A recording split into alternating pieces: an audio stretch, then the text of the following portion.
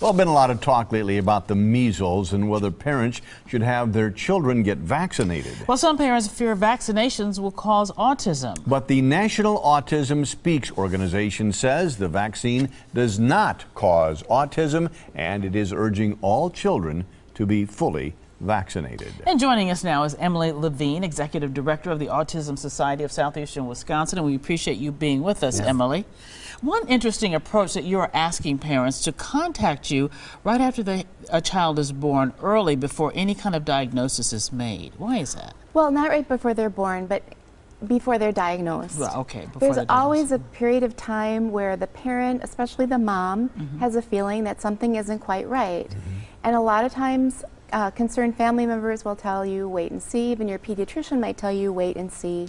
And it's important for children to get early intervention as soon as possible. So usually not right after they're born, but in, between 12 and 24 months, generally we know that the developmental trajectory isn't exactly what we were expecting with a little one.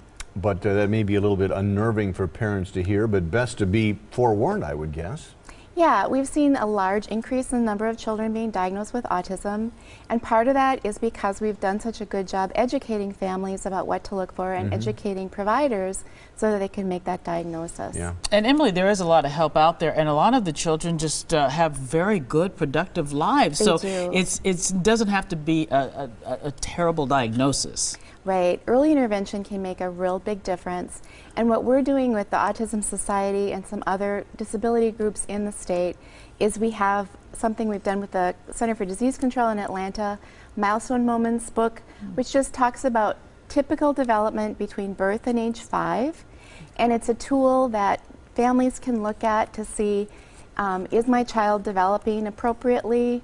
And if there are delays, it becomes a nice tool for them then to take into their pediatrician so that they can express their concerns. And it's also something, a lot of times the grandma will see something before the parents see it, or a child care provider will see it. So we give these to child care providers and anyone who's interested. They also can be downloaded free off the internet from the Centers for Disease Control. And it's just a nice way of opening that difficult and kind of emotional conversation that, maybe there are some concerns about your child's development. What are some of the warning signs that people should be watching for? Typically what we see in children around a year to 2 years is that they are very busy little people. They're very tuned into the adults around them. So if a child isn't tuning into voices and faces, if they're not pointing or bringing you things to share enjoyment, if they're not speaking in 2-word sentences by age 3, or age 2, I'm sorry, and especially if they lose any skills, those are all warning signs that parents should be concerned about and mention to their pediatrician. Yeah, good advice. Good information. We appreciate you being with us. Emily Levine, Autism Society of Southeastern Wisconsin. And we have put more information on our website, tmj4.com/Wisconsin Tonight.